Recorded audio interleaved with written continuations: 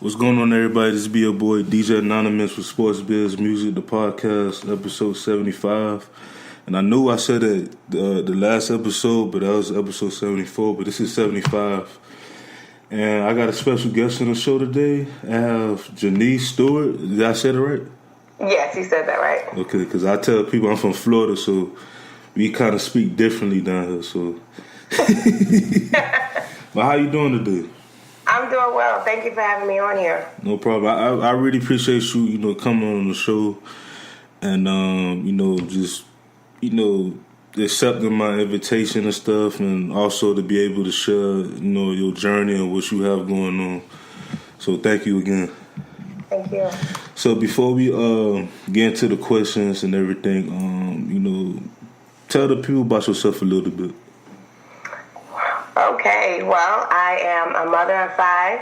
I'm from Stone Mountain, Georgia, and I'm the founder of Special Needs Siblings. It's a nonprofit organization, and we're based out of Gwinnett County, Georgia. Mm-hmm. But we have a mission where we are committed, and we love siblings of disabled individuals. We are all about raising awareness, acceptance, and support for the siblings within our families.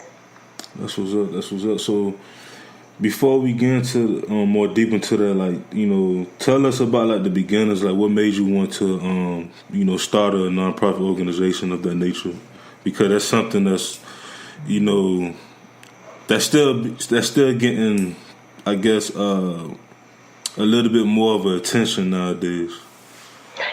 Yes. 2015, I was pregnant with my twins, mm-hmm. and my oldest son has autism and epilepsy. And at that time, he had 2 younger siblings, and I was pregnant with the twins, as I said. And I was trying to figure out ways that I could be a better mom.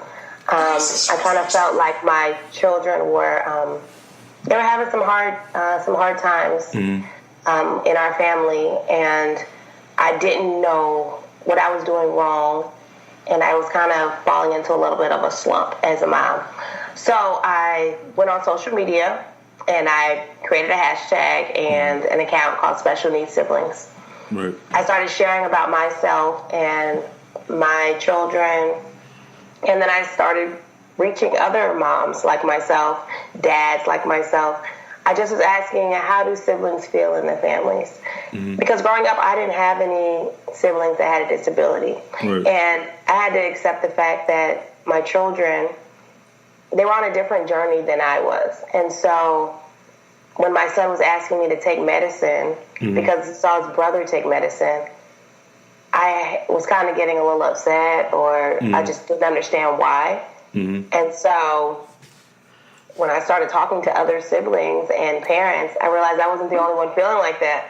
There was a whole community of us out here that were trying to figure it out, or trying to, you had older siblings trying to understand how ways they could give back, and they want to connect with each other. Mm-hmm. And knowing that there wasn't a space for siblings that was on a social media platform that was heavy. Right. And so it just kind of grew on its own. I didn't even start out wanting to do a nonprofit, thinking it would become a nonprofit. Last year, I decided to take a little leap of faith and just go ahead and try incorporating, mm-hmm. Apply for our status, and it went through. And we have been just going ever since. That's what's up. So what made you come up with the name Special Needs Siblings? What was the?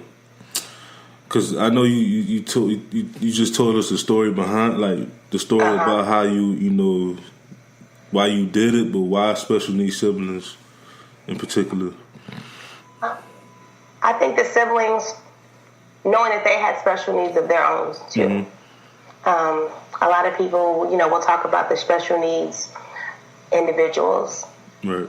But in our families, sometimes you have more than one child. And owning the fact that our siblings also have special needs. Mm-hmm. They also have unique needs. They also need some extra attention. They need to feel included, and sometimes they feel left out. And acknowledging that the needs don't fall just on the individual with the disability. All of them have needs of their own. Mm-hmm. They all have unique, different things that they're dealing with, challenges. And they also have different greatnesses. I mean, they're amazing. They're super, and they are empathetic. And these special needs that they have are not to say that they're negative. Like, they're different. And you won't find them in a sibling that doesn't have another brother or sister that has a disability. Like, these are just, the journey that they're on molds them to be different types of adults and humans. And it's a beautiful thing, and I just wanted to be able to share that in a way that was right to the point. I didn't want to sugarcoat anything or hide behind any other type of name. It is what it is, and I like calling things spades, and so this was what it is. They're special needs siblings, and we see you, and when you see it, you know exactly what I'm talking about. You're talking about the siblings and the families, so... Right.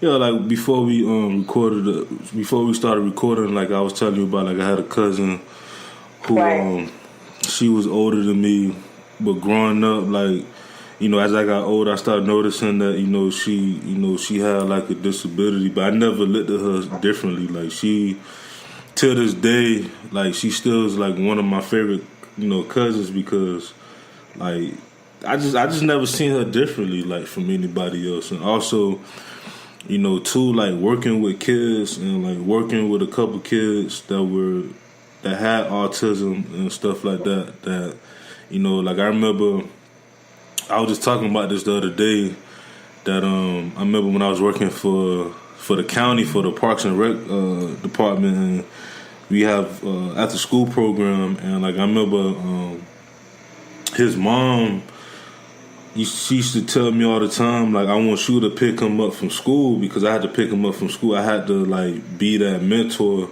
be that person to pick him up, because he'll, like, get so used to me. So whenever, like, I used to miss work or whatever, like, they used to always ask, like, where I was at and stuff like that, like the parents, my colleagues, my employees, like my colleagues would tell them that, I was sick that day or whatnot, I couldn't make it.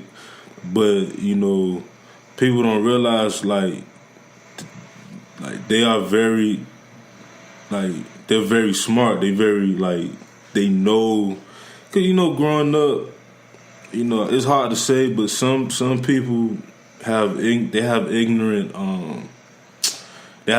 ways. They think that, kids or people with disabilities, that they're very, like, they mentally challenged or whatever. And I'm like, no, like, these kids, these people are very, they smarter than me in a lot of ways. Like, they could remember a lot of things.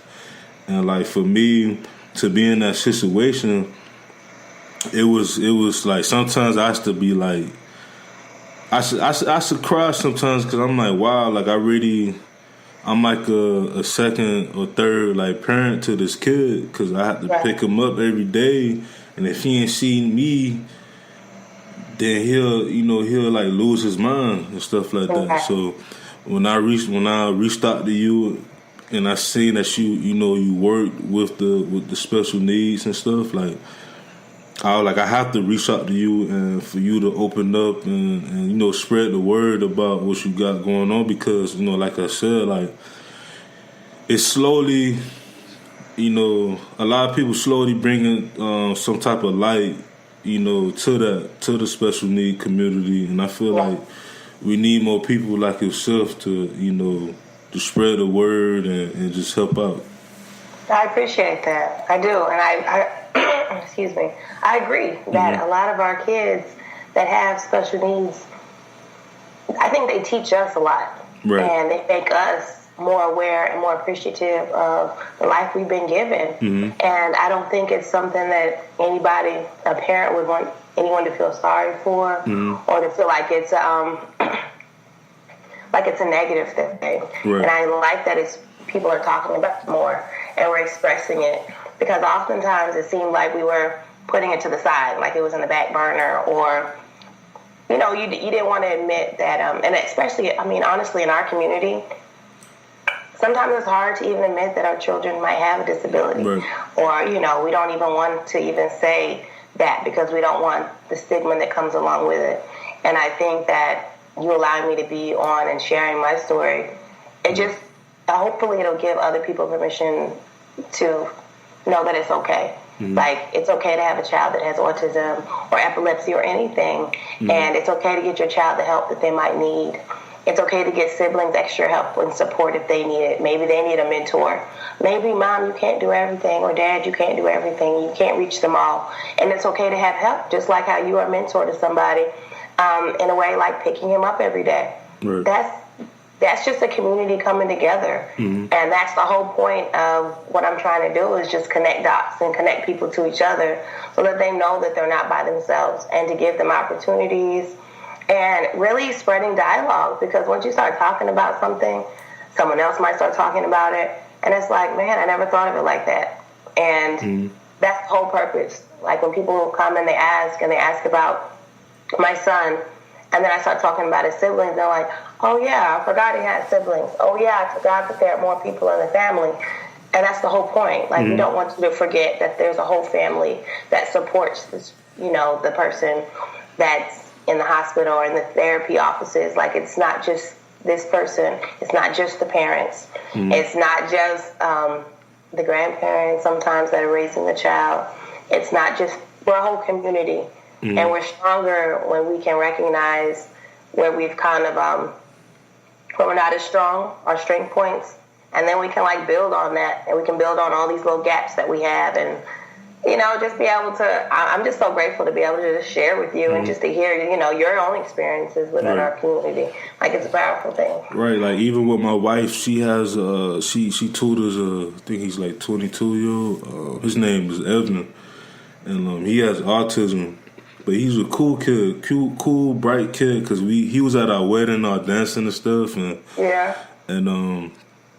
she'll tell me, like, me and her sometimes we'll talk about, like she'll tell me, like her sister just had a baby, so, like, he'll ask her about her niece and stuff like that, and, like, she'll show him, like, the pictures, or he'll ask about me, or he'll ask about how her day was and stuff at work, and, like, we always have to remind each other that it's a beautiful thing, especially knowing that,